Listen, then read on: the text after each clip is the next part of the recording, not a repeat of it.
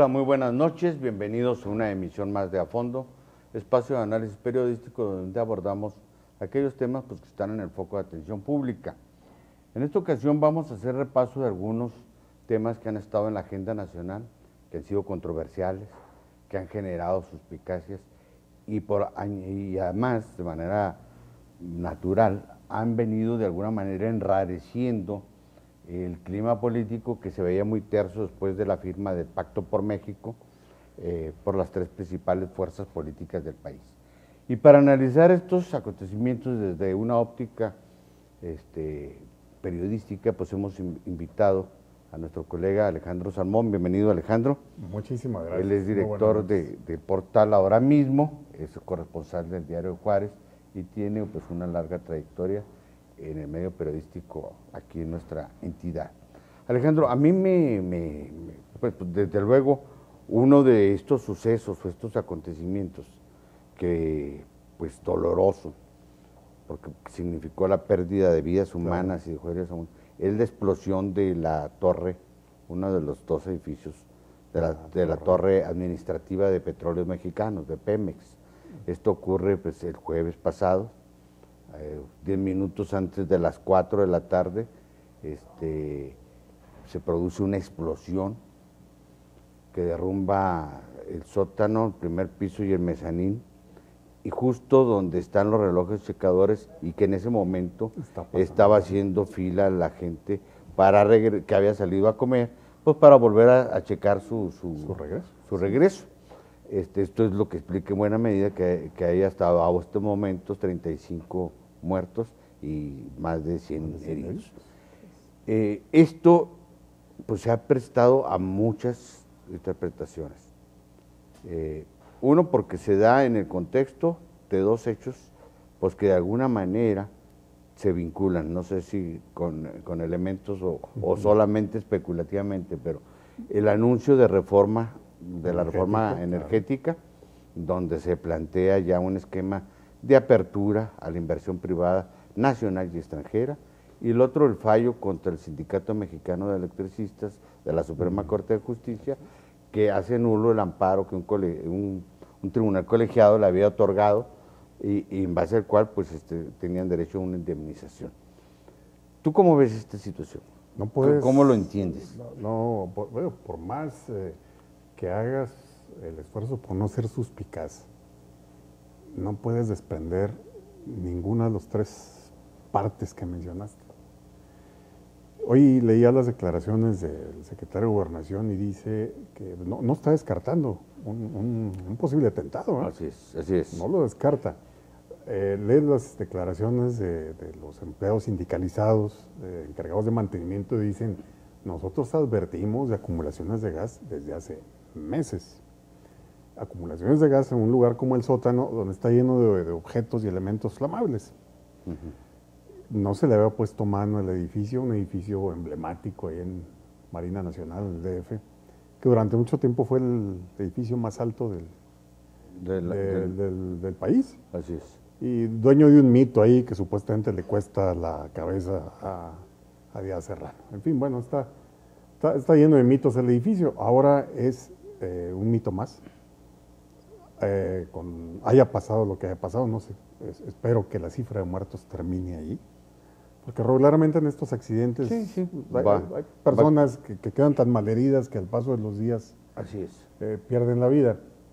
Espero que ahí quede, pero no puedes desligar toda esta situación, para un lado o para otro, como la quieras ver, de una medida probablemente la más difícil, la más trascendental que vaya a tomar el Estado mexicano, que es abrir la inversión privada al campo de los energéticos. Estamos hablando de Pemex, pero ahí viene Comisión Federal, ahí viene una serie de factores, la petroquímica, en fin, exploraciones, donde pues ya está cantado que se va a abrir. Sí.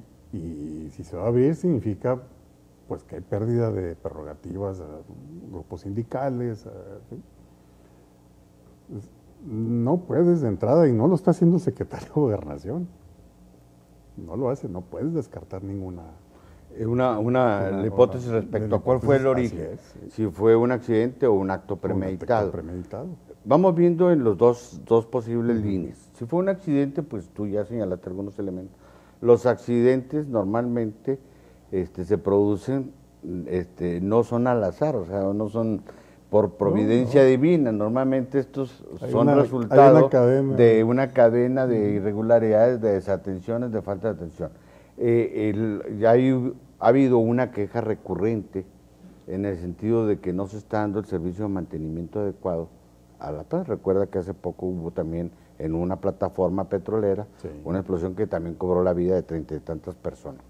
El sindicato, yo leí una declaración de uno de los sindicatos, dijo, estoy citando textual, que esta ausencia de mantenimiento de la infraestructura, ¿no?, era un poco una estrategia que se estaba siguiendo para pues descalificar al propio sindicato y demostrar que era necesario la inversión privada para poner orden en la industria petrolera. Así lo dijo, porque el sindicato es responsable en muchas áreas de ese mantenimiento. Sí, si una área está sindicalizada es el mantenimiento. Ese es el mantenimiento. Entonces dice, es una forma de tender, de ir responsabilizando de la situación en que se encuentra Pemex, a los propios trabajadores y en general al esquema actual en que está organizado la industria petrolera.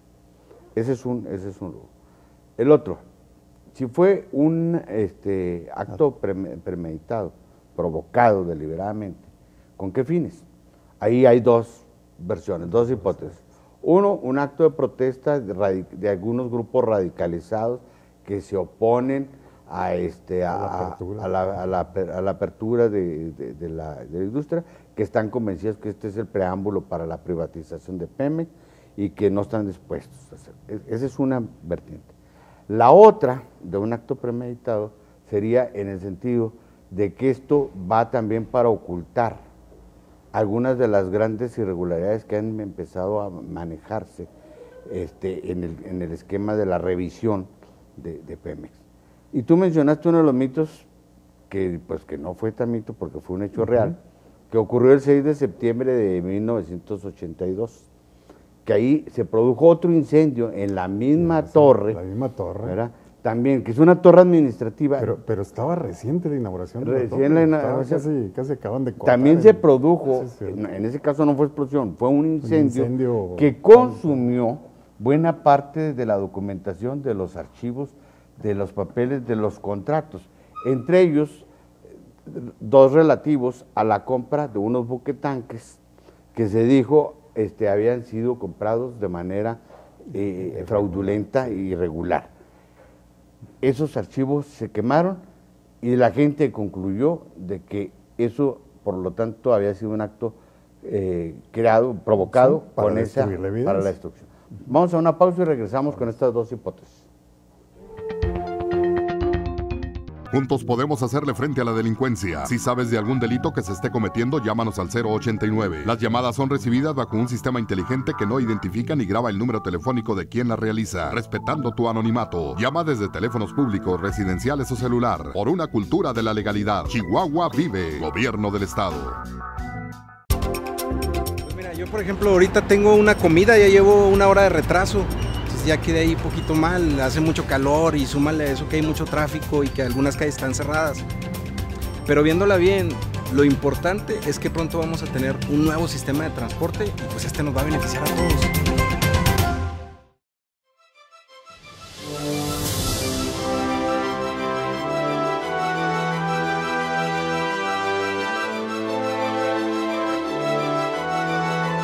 Empezar desde cero.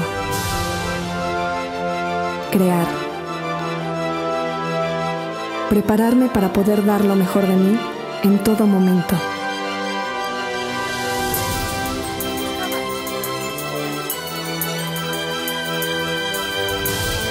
Creer en lo que hago y darme cuenta que otros también creen en mí. Hay cientos de cosas que me hacen sentir que voy bien, que puedo lograr más.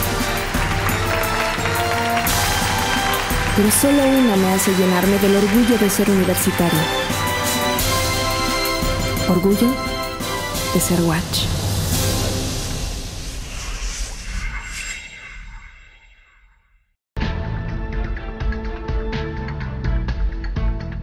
Lamentablemente, jugar con la vida de otros a muchos les parece gracioso, movilizando inútilmente las unidades, haciendo mal uso de los números de emergencia. El 066 puede salvarte la vida, no juegues con él. Estamos tratando el tema lamentable, por supuesto, el drama que significó la explosión de la torre administrativa de Pemex. Pero aquí pues no se trata solo de condolerse, sino de investigar las causas. La propia Procuraduría General de la República dice que no descarta ninguna hipótesis, incluyendo la del atentado. Todavía no hay un elemento suficiente pericial para decir cuál fue la causa. Algunos hablan de un sobrecalentamiento de un aire acondicionado y otros de una fuga en las calderas, que producen la energía eléctrica. Pero en este hipótesis, en estas líneas, ¿cuál es tu opinión? ¿Por qué surge esto? Otra vez volvemos, no es gratuito. O sea, empieza la discusión, tú lo mencionabas muy bien, ¿verdad? Se dan los tres sucesos, el palo contra el ESME, como se dice comúnmente, sí, que es un hecho muy trascendental, pero muy, muy importante. Es un acto de remojar barbas para muchos grupos sindicales. Es el anuncio muy cantado desde campaña de que iba a haber una apertura en Pemex y el inicio de unas revisiones de auditoría que amenazaban con ser, ahora sí efectivas, no como aquella cacería de peces gordos como la que anunció alguna vez Francisco Correa, sino ahora sí una cacería, una búsqueda de miles de millones de pesos, según ha trascendido en diversas columnas, o desaparecidos u otorgados en contratos fantasmas, etc. ¿no? Ninguno de los tres elementos lo puedes descartar, porque si estamos hablando de un edificio como la torre de Pemex, te cuesta trabajo creer que esto ocurra de manera espontánea. Como bien lo dices, un accidente es producto de una cadena de errores.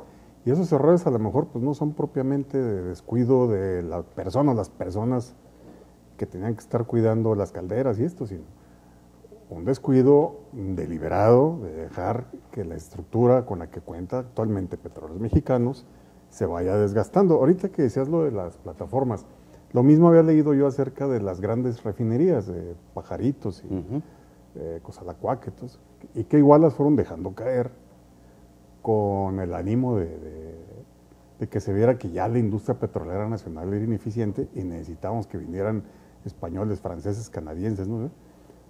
a hacer plantas y refinerías nuevas. Pues, todo esto surge en el momento en que están pasando estas situaciones y ahora sí, literalmente hay una cortina de humo, literalmente, que tapa todas estas maniobras de las que estamos hablando. Y tapa no solo estas maniobras, sino también lo que ya es un objeto, un tema controversial, que es la propia reforma energética. ¿Qué alcances tiene? ¿Cuál es su naturaleza? Porque hasta ahora no se ha explicado de manera puntual cuál es el esquema de apertura a la inversión privada que se tiene contemplado. De hecho, han sido cuidadosos no hablar de apertura, dice modernización. Modernización, bueno, todavía, entonces no sabemos si es modernización, si es apertura, si es privatización. Cada quien tiene, al igual que en relación a las causas de este suceso, también sus diversas interpretaciones, hipótesis. Pero hay un hecho que sí, que tocamos aquí en relación a esto, que me gustaría que también abordáramos. El fallo de la Suprema Corte en relación a declarar nulo el amparo que ese tribunal colegiado le había otorgado a los trabajadores del ESME que no aceptaron la liquidación cuando se disuelve o se liquida la compañía de Luz y Fuerza. ¿Por qué digo que esto es muy relevante, muy trascendente? No solo porque, bueno, pues esto es un palo, como tú bien lo dijiste, directo a los sindicalizados que se mantienen defendiendo pues, la posibilidad de ser reubicados como trabajadores en la Comisión Federal de Electricidad, que dijeron era el patrón sustituto de la Comisión de Luz y Fuerza. Asumió sus funciones, el mismo equipo, etcétera. Y en base a eso fue que justamente que el tribunal colegiado le otorgó el amparo y dijo, efectivamente deben ser reubicados o en su caso indemnizados. Pero este fallo de la Suprema Corte, el argumento fundamental es que por ser una empresa descentralizada, no puede considerarse a sus trabajadores como empleados del Poder Ejecutivo Federal. Y como el que ordenó por fuerza de causa mayor la liquidación de la compañía de Luz y Fuerza fue el presidente de la República, entonces queda sin efectos ese amparo porque hizo una mala interpretación ese tribunal colegiado. Con esto, todas las empresas descentralizadas, pues que se pongan a temblar, porque entonces cualquier presidente, el Poder Ejecutivo, ¿verdad? Perfectamente puede prescindir de ellas, o incluso la propia burocracia federal, todo el mundo puede ser despedido por el presidente de la República alegando motivos de fuerza mayor o causas de fuerza mayor, sin que esto signifique ninguna violación a los derechos laborales y sindicales. Estás hablando de empresas de organismos descentralizados. Por descentralizados podemos entender ISSSTE, Seguro Social, Comisión Federal de Electricidad, la misma UNAM. Todos los organismos que de alguna manera dependen del Ejecutivo, del gobierno del Estado mexicano, y que entra un esquema de descentralización, entrarían en este criterio de la Corte. Entonces, al momento que una decisión presidencial considere, no sé, que el Instituto Politécnico Nacional, por poner un ejemplo, ya no corresponde o ya no cumple con sus funciones y que la va a cerrar y que los alumnos pues, se pueden reubicar en, qué sé yo, en la metropolitana, no sé. Entonces, todo el personal sindicalizado pues le van a decir muchas gracias y nos vemos. No hay la obligación de dejar un patrón sustituto. Es un mensaje muy claro, incluso para los trabajadores de Pemex. Así que es. Son empleados de una empresa descentralizada. Exactamente, exactamente. Sí, o sea, ¿qué va a pasar el día de mañana? A ver, que diga que hay una decisión presidencial en términos similares. Diga, por lo menos estas áreas de Pemex ya no son competentes, ya no son competitivas, tienen pérdidas. Todo lo que se dijo de Luz y Fuerza del Centro. Todo lo que se dijo. Que no está de más recordar, el quebranto de Luz y Fuerza del Centro se lo atribuyeron al sindicato. Así es. Cuando el sindicato pues, no administraba la empresa, ni cobraba las cuotas, ni... ¿Qué va a pasar el día que diga, no, Pemex Refinería no sirve y lo vamos a cerrar? Y le vamos a hacer el contrato a Shell, Exxon, qué sé yo. Entonces, los trabajadores sindicalizados ahí no van a tener el derecho de hacer valer antigüedad, derechos, conquistas, prestaciones. Su reubicación. En fin. No, simplemente, pues gracias, se acabó la empresa, de ahí donde trabajaban ya no existe, ahora existe una sociedad anónima que se hace cargo de las funciones, no tiene nada que ver con nosotros. Es un mensaje muy duro. Y fíjate, esto que tú estás señalando, ahora lo estoy relacionando yo con otras iniciativas, también de los saldos insolutos que dejó la administración panista encabezada por Calderón, como fue la reforma al artículo, a la Ley Federal del Trabajo, sí. Ya en los últimos momentos de dejar el poder. La ley Lozano, ¿no? Sí, la ley Lozano, que por cierto Lozano considera como algo histórico el fallo de la Suprema Corte. Ahorita si quieres relacionamos estos dos temas porque creo que sí hay vinculación. Yo lo vivo todos los días cuando vengo a entrenar a la deportiva. Batallo por el tráfico y porque las calles están cerradas. Hoy llegué más temprano porque me vine por la Tecnológico y fue más fluido el tráfico. Es molesto, pero busco rutas alternas, porque confío en que el nuevo sistema de transporte nos beneficiará a todos. Para llegar a la meta, hay que sudar. Lamentablemente, jugar con la vida de otros a muchos les parece gracioso, movilizando inútilmente las unidades, haciendo mal uso de los números de emergencia. El 066 puede salvarte la vida, no juegues con él. Este 14 de febrero, con el registro civil, el casado casa tiene. En la ceremonia de matrimonios colectivos 2013. Lleva tus documentos a la oficialía del registro civil más cercana. Trámite gratuito. Tendrás una gran boda con premios, regalos y hasta un auto o una casa. Chihuahua vive en el registro de su gente. DIF estatal, presidencia municipal y gobierno del estado invitan.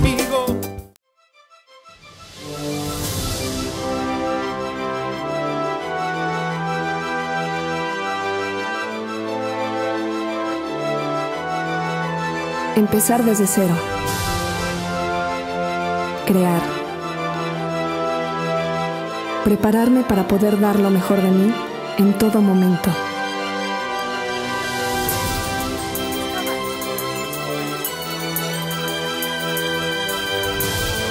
Creer en lo que hago y darme cuenta que otros también creen en mí.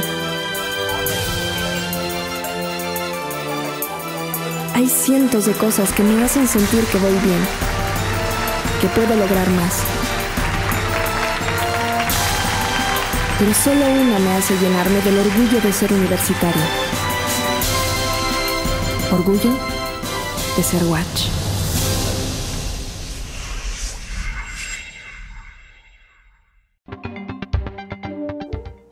Para alcanzar una reforma constitucional en temas tan delicados como es el petróleo, que ha sido pues siempre un factor de controversia y de polarización muy fuerte por el significado histórico que tiene la nacionalización del petróleo del 38, pues se requiere crear un clima social y político adecuado. No es algo que se pueda lanzar así a bote pronto y a ver cómo sale. Se tiene que preparar. Algunos dicen que justamente preparar el escenario político se hizo a través del Pacto por México y que preparar las condiciones sociales y laborales se hizo a través de esa reforma a la Ley Federal del Trabajo, donde se contempla y se le da validez al outsourcing, la contratación terciaria, pues, estaba al garete ahí. Al empleo, a la contratación provisional, toda una serie de cuestiones que ya hemos analizado en otros programas. Y ahora esto del fallo de la Suprema Corte de Justicia, pues también genera un ambiente, todo esto favorable para un potencial inversionista extranjero, porque dice, bueno, en esas condiciones se invierto. Sí, porque el inversionista extranjero decir, ok, yo voy a invertir en Pemex, pero ¿qué? Me voy a aventar el pasivo laboral de un sindicato como Pemex, que ya sabemos que tiene un paquete de prestaciones muy privilegiado, costoso. Claro. ¿No? Dice, no, a mí me limpias eso, ¿verdad? Me libras de esa responsabilidad, y entonces sí a lo mejor le entro a producir gasolinas o plásticos, qué sé yo. ¿Sí? Era parte, como bien dices, no me queda la menor duda, de los procedimientos que tengan que hacerse. Me recuerdo un poco, y a lo mejor me salgo del tema, pero me recuerdo un poco la extranjerización de la banca, que lo que pide el sistema financiero internacional para entrarle a la banca de México es, límpiame primero Así es. ¿verdad? Quédate tú con tu cartera vencida, y yo me quedo con lo bueno. ¿Qué pasa? Hoy tenemos bancos altamente redituables. Sí. Hoy se acaba la jornada las utilidades que tuvo la banca mexicana.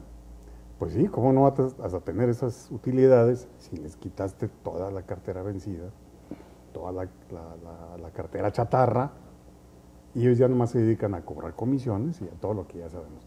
Se me figura mucho que es el esquema, es decir, quítame a mí el pasivo, tú hazte cargo de los trabajadores que ya no van a trabajar para mí, o si trabajan va a ser en otras condiciones, tú verás cómo le haces, y entonces sí yo ya le entro a invertir. Y esto, pues, aunque no se aplicara en inmediato, pues ahí está como una espada de Damocles sobre la cabeza de los trabajadores, y si te mueves, te opones, pues ya sabes lo que puede pasar. Esto ha enrarecido, desde luego, el ambiente político, porque pues todo empezó con mucha luna de miel, con el Pacto por México, pero a mí me llamó mucho la atención que ya el propio Zambrano, Jesús Zambrano, dirigente del PRD, y Gustavo Madero, dirigente del PAN, estén cuestionando estén diciendo que el ambiente se está enrareciendo y que incluso esto puede echar al traste el pacto por México. Se están quejando de la Se letra están fina del quejando pacto. de la letra fina del pacto. Hasta ahora le está cayendo el 20 de que, pues sí, De que firmaron demasiado rápido. sí, y que hay ahí algunas cláusulas envenenadas. Bueno, pero esto me lleva a otro tema que creo que es muy importante, porque no lo podemos, que es un factor de enrarecimiento. La actitud del Instituto Federal Electoral, que ante el dictamen que emite el órgano de fiscalización de las cuentas de los partidos, pues ahora sí que emite una resolución cínica, porque digo cínica porque dice efectivamente el PRI, lo que había negado en el proceso electoral, usó 50 y tantos millones de pesos a través de Monex que invirtió en la campaña a través de tarjetas. Sin embargo, no es ilegal porque forma parte, fue a través de empresas legales. Y segundo, dice, no rebasó los topes de campaña. Y luego viene y resulta que el que no gastó más, pero sí denunció mal lo del gasto, que fue Andrés Manuel López Obrador, resulta de que está en riesgo de ser multado por 100 millones de pesos porque él excedió el gasto de campaña. ¿Qué te dice a ti esta actitud del Instituto Federal? Bueno, pues son mensajes muy... Ahorita que decías del cinismo, me acordé del fallo del Tribunal Electoral del Poder Judicial de la Federación con motivo de las elecciones del 2006, donde encuentra que el presidente Fox se mete. Así que estaba... Sí, que interviene, que tal... pero lo deja sin castigo. Oigan, sí es cierto, este señor se metió, es el presidente, violentó el marco legal, pero no hay problema, el que ganó es Calderón. ¿Sí? Aquí estamos hablando más o menos de lo mismo. Así es. ¿Sí? Es cierto, el PRI usó dinero de plástico a través de este instrumento, pero no hay problema. No hay problema. Que no hay que olvidar que el caso Monex, el primero que lo denuncia es Javier Corral. Así es. Es el PAN, es un asunto del PAN. Después el PRD lo agarró junto con el paquete de Soriana. Pues yo veo que en este caso, esto que dices de la multa de Andrés Manuel, no lo puedo dejar de ligar con una campaña que hubo, si es que te recuerdas, de todas estas empresas que supuestamente contrataba Marcelo Ebrard en el DDF, que servían para financiar. Así es. ¿Sí? El movimiento que hay en torno a la Universidad de la Ciudad de México, donde también Andrés Manuel tenía ahí sus reales, e irle minando su capacidad de movilidad, porque bueno, si le vas quitando dinero y si le pones una multa de 100 millones de pesos, pues es obvio que no vas a tener para trasladarte de Tabasco a Chiapas, ¿verdad? Me parece que quedó claro que Andrés Manuel está vivo, que no se le han perdido el miedo, que ya lo han dado por muerto varias veces y regresa y les tumba 30 puntos de votación.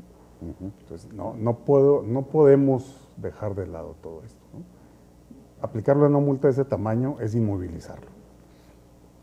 Aunque en este caso quien tendría que asumir la multa, pues serían los tres partidos que lo postularon de la coalición: PT, PRD y Movimiento Ciudadano, se llama. Ciudadano, y eso los deja sin posibilidades. Los deja sin posibilidades. Bueno, como quiera que sea, es una fractura y una carga le endosa una factura muy pesada para estos grupos de izquierda o estos partidos de izquierda. Pero, ¿tú sí consideras que todos estos elementos que hemos estado tratando ponen en riesgo este pacto por México? ¿Sí se está enrareciendo el ambiente en ese nivel? Yo sigo pensando que lo firmaron demasiado rápido. Lo digo yo y fue muy comentado y fue motivo de críticas entre cada uno de los partidos. Tanto Gustavo Madero en el PAN como Zambrano en el PRD fueron duramente criticados por algunos grupos de su partido por apresurarse a usar la pluma. Hicieron esta Moncloita, este pequeño pacto de la Moncloa que se usó en España, sí, a la época final del franquismo. Que por cierto fue un pacto que duró mucho tiempo en prepararse, muchos diálogos, muchas pláticas. Aquí se apresuran a firmar, me parece a mí, por lo que estoy viendo, es que firmaron un cheque en blanco, porque le dan el beneficio al gobierno priista iniciante y apenas no acaban de archivar el documento que firmaron y ya están tomándose decisiones controversiales, decisiones que van dirigidas a inmovilizar a partes de la sociedad que pueden convertirse en algún momento en oposición política, por no decir más. Claro, y es que de alguna manera, lo que está claro ahora, que tanto Zambrano, Jesús Zambrano, como Gustavo Madero, utilizaron y vieron en la firma del pacto una oportunidad para legitimarse al interior de sus partidos porque traían serios broncas. Uno por la estrepitosa derrota de Josefina Vázquez Mota, del PAN en general, que lo lleva a perder la presidencia, y el otro por la ruptura también con Andrés Manuel López Obrador, que pone en serio riesgo de desbandada al PRD. Vamos a una pausa y regresamos con estos temas.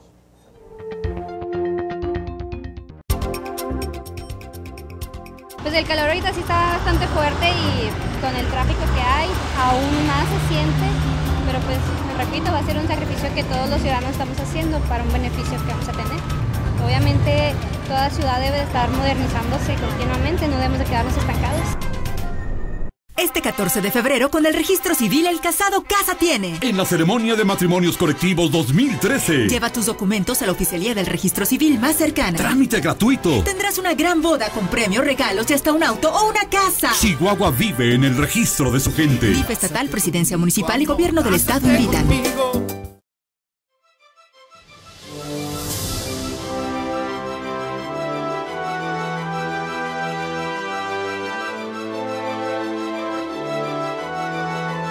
Empezar desde cero. Crear. Prepararme para poder dar lo mejor de mí en todo momento.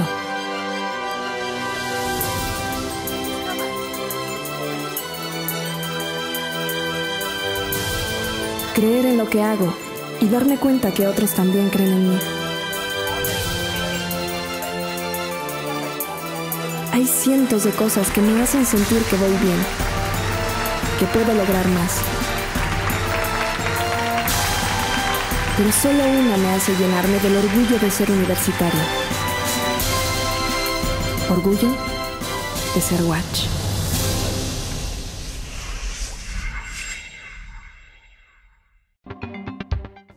Gracias por continuar con nosotros. Estamos platicando con el periodista Alejandro Salmón sobre temas que es difícil, de verdad, luego cuando uno los ve así, sobre todo en esta asociación en que se ha presentado, encontrar sus vínculos, pero si uno les escarba tantito, estos empiezan a aflorar y empiezan a ponerse descubiertos, y entonces empieza uno a encontrar explicación de que este hecho está relacionado con este otro y tiene este propósito, o al menos se advierte esta intención, ¿verdad? Eso es lo que estamos haciendo en esto. Pero fíjate, de los saldos también insolutos que dejó la Calderón, cuentita que le dejaron. Hay dos temas que también han generado pues mucha indignación, controversia y planteado pues un déficit muy fuerte en términos sociales y que creo yo que ya están alcanzando a esta administración. Me refiero a la pues ahora sí, mascarada que se armó en torno a la justicia, en torno al combate a la delincuencia organizada, a la famosa guerra contra el narcotráfico. Y pongo dos casos que creo que son emblemáticos. El de la liberación de la francesa Florence Cassés, detenida presuntamente por participar en una banda de secuestradores. Y el otro caso, el encarcelamiento por vínculos con el narcotráfico, concretamente con el cártel de los Beltrán Leiva, de ni más ni menos un subsecretario de la Defensa Nacional y de otros generales también de alto, que se exhibieron como grandes triunfos de esta lucha de Calderón contra la criminalidad y que, bueno, pues ya sabemos, se tradujeron, uno en la liberación de la francesa Cassés, y dos, ya en una declaratoria de la PGR de que es inminente la salida de los generales. ¿Qué hay atrás de esto? Que es insostenible la acusación. En el caso de Cassés, a mí, yo siempre lo he visto que fue un asunto de Estado. Digo, vino en persona el presidente de la Quinta República Francesa a defender a Florence Cassés. En persona. Y la recibe en persona la primera dama. Sí. ¿Por qué sería eso? Porque protegen mucho los franceses a sus ciudadanos. No lo dudo. No lo dudo. Y me da envidia. Ojalá sí defendiéramos a los mexicanos en Estados Unidos. Pero seguramente tenían información fina, procesada, de todos los defectos que tenía este procedimiento. ¿Qué pasó? Pues en cuanto se termina el cabildeo que hizo el gobierno de Calderón para mantener a Florence Cassés en la cárcel, y lo que ha trascendido en columnas, que es que el gobierno de Peña Nieto dice, pues arréglense como puedan, ni le empujo ni nada. Entonces, inmediatamente la corte, ¿cuánto lleva? Peña Nieto lleva mes y días. Pues sí. Sí, no tiene 2 meses y la corte sin mayor dificultad, sin mediar un gran debate, declara improcedente la detención. ¿Qué pasó? Pues es que tuvimos un aparato de persecución del delito hecho para la televisión, hecho para el teatro, hecho para crear una percepción de seguridad. O sea, queríamos hacer la percepción. No se me olvida la declaración que hizo aquí un subsecretario de Seguridad Pública, no recuerdo el nombre, que vino aquí a Chihuahua a decirnos que nuestro problema es inseguridad de percepción. No sé. Sí, que es un asunto de percepción. No, miren, Chihuahua ha bajado sus indicadores y nos echó todo un rollo ahí uno de estos días en que acaba de haber unas masacres espantosas. Entonces, me parece que el gobierno de Calderón se esforzó en crear una percepción. Mencionaste estos 2 casos, podemos mencionar otros más, ¿no? Lo que alguna vez comentamos en otro espacio aquí mismo, que de todas las detenciones nada más hay 2 sentencias en firme. Así es terrible. Yo no quiero saber cuántos más van a salir libres o ya salieron, porque se nos trató de hacer creer que realmente los delincuentes, los que andaban matando gente en las calles, los que secuestraban, ¿no?, estaban cayendo a la cárcel y que ahí se iban a quedar, que eso es lo otro. Pero fíjate, estos dos hechos y otros más, no solo están poniendo al descubierto esa estrategia mediática de Calderón, que en realidad lo único certero era, o que mucho de esto eran montajes y que resultados había pocos, porque tú lo comparas y te vas a los expedientes y encontramos con 2 sentenciados con sentencia firme. Bueno, esto también se está convirtiendo ya en una presión social para la nueva administración, concretamente para Peña Nieto, porque el promedio de muertes sigue siendo muy alto, van 26 diarios en lo que va de su administración. Entonces, esto ya incluso es muy sintomático de que sea en el Estado de México y en Hidalgo donde estén apareciendo la mayoría de los cadáveres. Que son los grupos que están gobernando. Sí, que son los 2 grupos que están gobernando. Y ahí van y les tiran los cadáveres las organizaciones criminales. No ponen cartulina, pero qué mensaje más claro que ese. Incluso esto ha llevado a poner en marcha en toda la zona centro de la República, a iniciativa de Mancera, el jefe de gobierno del Distrito Federal, la Operación Escudo para tratar de blindar esa situación, porque se está desbordando la violencia en una zona que hasta hace unos meses pues era de las más tranquilas del país. Se hablaba mucho que en el estado de Hidalgo había ahí un pacto con algunos de los cárteles que tenía circulación, ahí radicaban algunos jefes de cárteles, pero no había grandes sucesos delictivos, es al menos lo que trascendió durante mucho tiempo. Y la criminalidad en el Estado de México era alta, pero una criminalidad común. Así es. Era una criminalidad común. Había un índice de feminicidios muy elevado. Sigue habiéndolo. Sí, lo sigue habiendo, pero no se le conocía al Estado de México como un lugar donde había rafallados, descabezados, todas estas cosas que desgraciadamente aquí en Chihuahua conocemos muy bien. No podemos dejar de pasar eso que tú dices. A lo mejor no necesito la cartulina, con dejarte al muertito en Huixquilucan o en Tepeji del Río, no sé, con eso tengo. En Mextepec, que dicen que es un municipio de seguridad de la familia michoacana, así lo dicen. Varios lados ha salido, pues está canijo eso. Sí. Entonces, que te habla, pues que una de las grandes expectativas que genera, creo yo, entre la gente que vota por Peña Nieto, es que él sí va a saber cómo combatir la delincuencia, que los panistas no supieron cómo. Y aquí nos están demostrando pues, que las cosas están más o menos igual, ¿eh? ¿Le han bajado o no le han bajado? A lo mejor en algunas regiones como Juárez, como Tijuana, ha bajado, pero la incidencia de homicidios en el país sigue igual, ¿eh? Pero no necesariamente porque haya habido un cambio en la estrategia que hasta ahorita no se ha habido, sino por otros factores que tienen que ver con los reacomodos entre los mismos organizaciones criminales, pues que efectivamente ya hay vencedores y vencidos en algunas plazas donde la lucha se inició desde muy temprano, desde 2006, como es el caso de la zona norte, y paulatinamente se ha ido trasladando este fenómeno hacia el centro y sur de la República. Vamos a una pausa y regresamos al segmento de conclusiones, porque de verdad es importante llegar a alguna de ellas que creo que son aleccionadoras.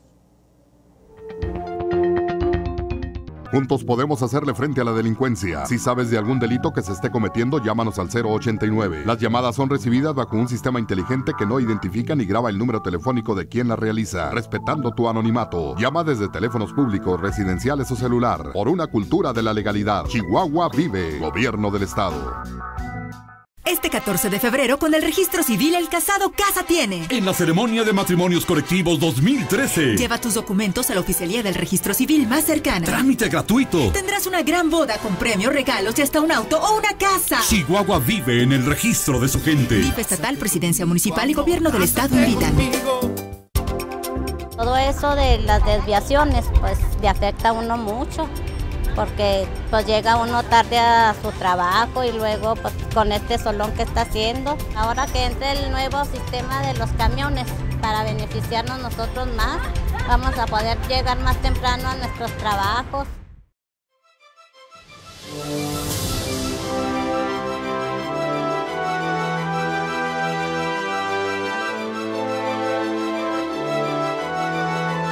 Empezar desde cero. Crear. Prepararme para poder dar lo mejor de mí en todo momento.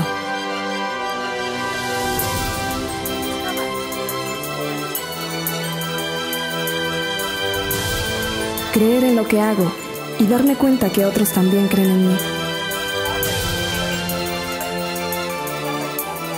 Hay cientos de cosas que me hacen sentir que voy bien, que puedo lograr más. Pero solo una me hace llenarme del orgullo de ser universitaria. Orgullo de ser Watch.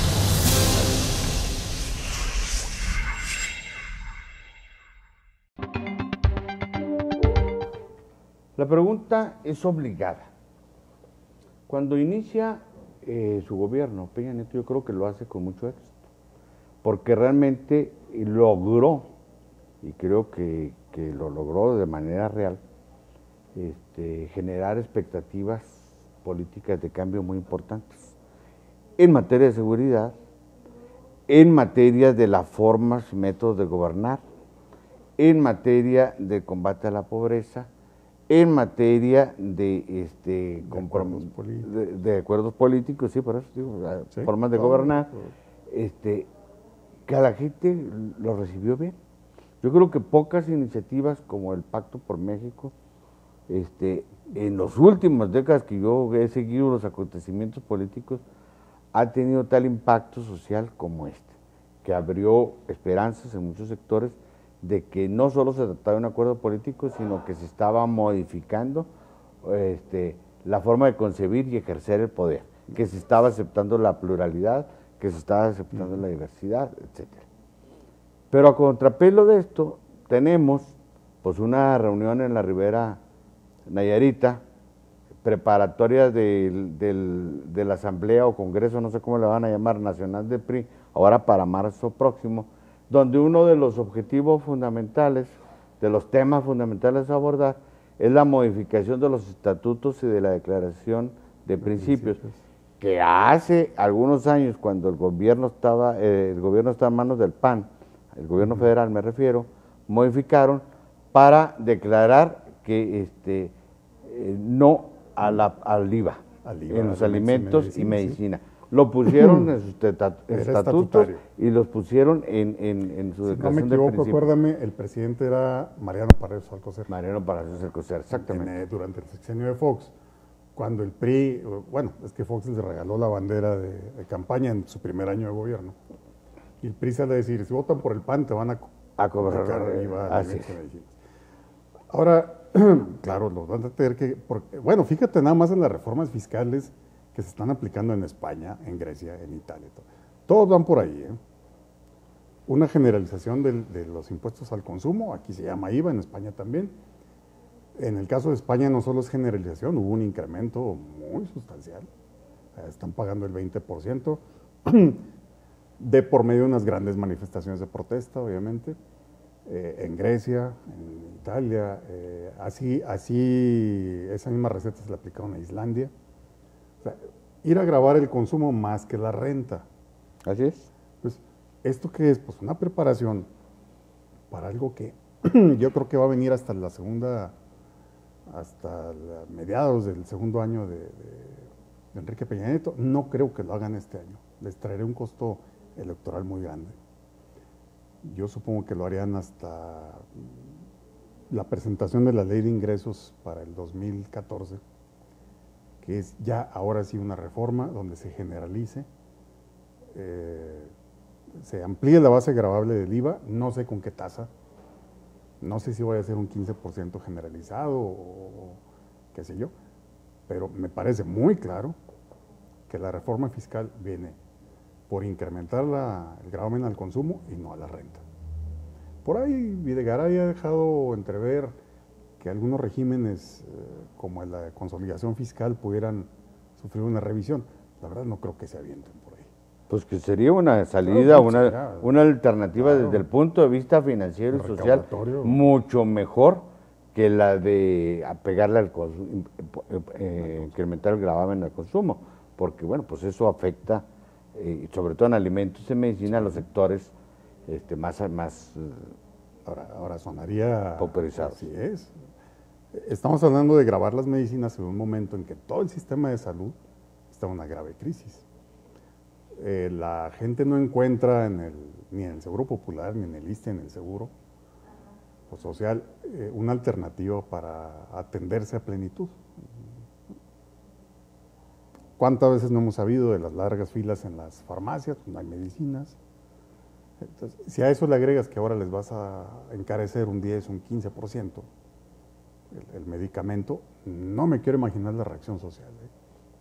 Y bueno, esta reflexión que yo hacía en cuanto al contraste entre las expectativas alentadoras que se generan y las señales contrarias que con acciones muy específicas se están dando, pues yo creo que es un caminar por el filo de la navaja. Es muy peligroso, en cualquier momento se puede romper ese hilo muy difícil de confianza que se está tejiendo para que los ciudadanos vean que realmente se trata de impulsar un cambio, de mejorar sus niveles de vida. Porque yo empiezo a palpar en la población, de por sí ya hay un desencanto muy grande, ¿verdad? Y muy rápido. Y muy rápido. Pero empieza a consumirse rápidamente con estas acciones, esas expectativas creadas. ¿Tú cómo la ves? Porque tú decías, no lo van a hacer antes en este año, porque hay elecciones en 14 entidades de la República. Pero si lo hacen en el 2014, pues se las van a cobrar en el 2015 en las elecciones intermedias en algún momento te van para a dar elegir la nueva legislatura. Aquí la pregunta es, ¿quién le va a ayudar al PRI a hacerla de feo, a hacerla de malo? Obviamente el PRD no lo va, la izquierda no lo va a hacer. Lo va a volver a hacer el PAN.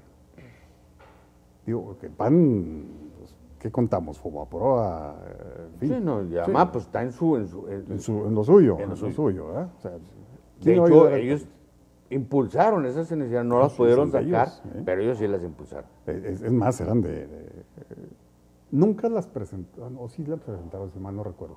Las presentaron durante el gobierno de Fox, la iniciativa de grabar hasta un 10%, si mal no recuerdo, los alimentos y las medicinas, la rebota el PRI. El PRI es el que no la acepta. ¿Quién les va a ayudar? ¿El PAN? Bueno, pues entonces van a dividir la factura política. ¿Qué va a pasar con toda esta masa de población que está muy lastimada, que está muy depauperada, que trae lastimaduras incluso sentimentales, emocionales, físicas, por la pérdida de familiares dentro de esta guerra que emprendió Calderón? Alguna factura van a cobrar. Y esto la van a cobrar cara.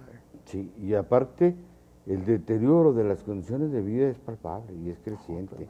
Claro. Y esto es una realidad que no se puede ocultar. Y en ese contexto me llama mucho la atención. El resurgimiento, me interesa mucho tu punto de vista periodístico sobre esto, de el subcomandante Marcos otra vez. Justamente en las mismas temporadas que le gusta, invernales, para reaparecer públicamente entre diciembre y enero, ¿verdad? Vuelve a aparecer. Aparece un primero de enero. Aparece un primero de enero, vuelve a aparecer en una coyuntura, pues que donde hay mucha inconformidad, pero también mucha desconfianza en los partidos políticos, pero su postura es de deslindarse de todo lo que se ha construido en términos de izquierda. ¿Tú cómo ves esto? No es novedad, no se me olvida la campaña de Cuauhtémoc Cárdenas. Ahí va Cárdenas hasta a que lo regañara y lo coscorroneó. En el 2006, al único candidato que le echó pestes fue Andrés Manuel López Obrador. Pues ya hay mucha suspicacia en torno a esta figura que desaparece por completo durante todo el sexenio de Felipe Calderón. Desapareció. Totalmente. La verdad es que hasta a mí se me olvidó. En medio de una situación penosa, todo lo que estaba pasando en el país ameritaba para que una figura de ese tipo hiciera su aparición, en fin. Y ahora brinca justo cuando se anuncia esta cruzada contra el hambre, le trata de dar un enfoque humano, asistencialista al gobierno de Peña Nieto, y yo, como alguna vez lo platicamos en otra ocasión, lo veo más como un intento de arrebatarle la bandera a la izquierda, claro, ¿sí? Y empezar a juntar algunas figuras representativas de la izquierda, la propia Rosario Robles, ¿sí? En torno al gobierno de Enrique Peña Nieto. No se me hace gratuito que al momento que sale esta cruzada contra el hambre, resurja, yo no sé si trae muy limpio el pasamontañas, lo acaba de volver a comprar, no sé, porque ya se nos había olvidado. Y con esto cerramos, y quiero usar una figura, no deja de ser, de verdad, sospechoso, que cuando se habla del retorno del salinismo, aparezca la figura clave que en el periodo de Salinas estuvo presente, entonces, que fue justamente el subcomandante Marcos. Es para pensarse, ¿no? Ahí está. Como es para pensarse también y darle seguimiento a estos acontecimientos sobre los cuales hemos platicado y que esperemos les hayan dado a usted alguna información para que usted norme su propio criterio. Lo espero en otra emisión más de A Fondo, porque recuerde usted, la verdad nunca es superficial.